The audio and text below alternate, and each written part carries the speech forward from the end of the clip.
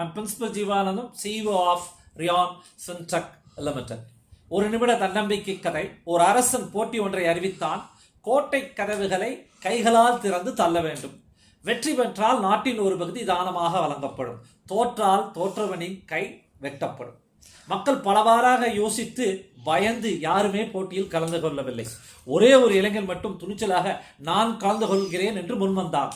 போட்டியில் தோற்றுவிட்டால் கைகளை வெட்டி விடுவார்கள் அப்பா, உன்னுடைய எதிர்காலம் என்னவாகும் என்று எல்லோரும் பயப்படுத்தி, வென்றால் நானும் ஒரு அரசன், தோற்றால் கைகள் தானே வெட்டப்படும், உயிர் இல்லையே என்று துணிச்சலாக கோட்டை கதவை இலகு செய்யும் கதவு சட்டென திறந்து கொண்டது.